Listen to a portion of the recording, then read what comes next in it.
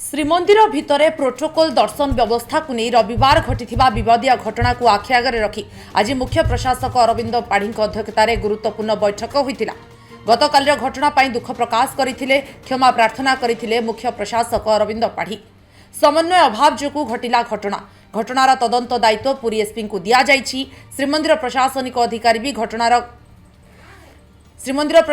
ଅଧିକାରୀ ବି ଗତକାଲିର ଘଟଣାକୁ ନେଇ ତର୍ଜମା କରିବେ। ତଦନ୍ତ ପରେ ଦୋଷୀଙ୍କ ବିରୋଧରେ କାର୍ଯ୍ୟାନୁଷ୍ଠାନ ନିଆଯିବ ବୋଲି ମତ ପ୍ରକାଶ ପାଇଛି। ଆଗାମୀ ଦିନରେ ଏଭଳି ଘଟଣାର ଯେଭଳି ପୁନରାବୃତ୍ତି ନ ହେବ ସେ ଦିଗରେ ସମସ୍ତେ ସଚେତନ ରହିବାକୁ କୁହାଯାଇଛି। ତା ସହିତ ପାଳିଆ ସେବକଙ୍କ ବ୍ୟତୀତ ଶ୍ରୀମନ୍ଦିର ଭିତରକୁ କେହି ନେଇପାରିବେ ନାହିଁ ମୋବାଇଲ ଫୋନ୍, ଏନେଇ କଟକଣା ଲାଗୁ କରାଯାଇଛି। ପ୍ରୋଟୋକଲ୍ ଦର୍ଶନ ଦାୟିତ୍ୱ ଶ୍ରୀମନ୍ଦିର ପ୍ରଶାସନର। ପ୍ରୋଟୋକଲ୍ ଦର୍ଶନ ପାଇଁ ଆସୁଥିବା ଶ୍ରଦ୍ଧାଳୁଙ୍କର ରେକର୍ଡ ରଖାଯିବ। ପ୍ରତି ମାସରେ ଶ୍ରୀମନ୍ଦିର ସହ ଜଡ଼ିତ ସମସ୍ତ ଅଧିକାରୀଙ୍କ ସମନ୍ୱୟ ରଖିବା ପାଇଁ ବୈଠକ ବସିବ।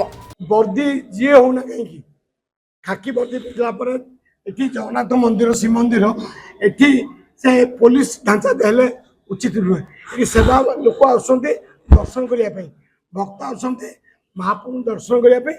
ତେଣୁ ସେଇଭଳିଆ ତାଙ୍କୁ ଟ୍ରେନିଂ ଦେବା ଦରକାର। ସେବକ ମାନେ ବି ସେଇମାନେ ଯେଉଁମାନେ ଆଜିକାଲି ତ ପ୍ରାୟ ସେବକ ପାଠଶାଠ ପଢ଼ିଲେଣି, ତାଙ୍କର ସବୁ ଚେଞ୍ଜ ଆସିଲାଣି ଲୋକଙ୍କ ପ୍ରତି। ତେଣୁ ସେମାନେ ବି ଚେଞ୍ଜ ହେବା ଦରକାର। ଏବଂ ଯେଉଁମାନେ ଭକ୍ତ ଆସୁଛନ୍ତି ସେମାନେ ଦର୍ଶନ କରିବାକୁ ଆସୁଛନ୍ତି, ଭକ୍ତି ଉଦ୍ଦେଶ୍ୟ ଆସୁଛନ୍ତି, ତାକୁ ପୋଲିସ ହାକିମ ଦେଖେଇବା ଠିକ ନୁହେଁ। ଯେଟିପି ହୁଅନ୍ତୁ ପୋଲିସ ହୁଅନ୍ତୁ।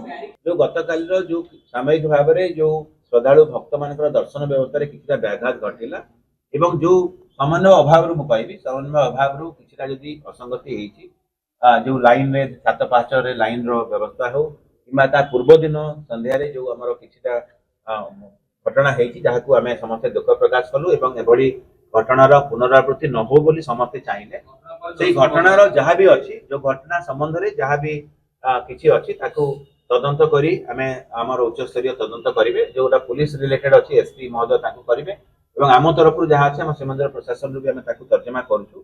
तर्जमा कलापर जदि कौन हिसाब से कहार किसी भूल भटका थी विरुद्ध में आम कार्यानुष्ठान ग्रहण करूँ।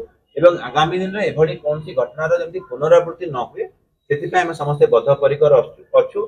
से समन्वय बैठक आज आह्वान आम करूँ। समन्वय बैठक में संपुक्त समस्त भागीदार जिते भी आम अधिकारी कर्मचारी अच्छु और आपण जरिया सेवक भाई मान अनुरोध करी आम सहयोग कामना करूँ। कौन प्रकार वाद विसंवाद बा कौन प्रकार विवाद उपजा को आम दबा ना। जदि कौन अघटन होती किसी सूचक विवाद होती आम क्षमा प्रार्थना करुँ, दुख प्रकाश करुँ।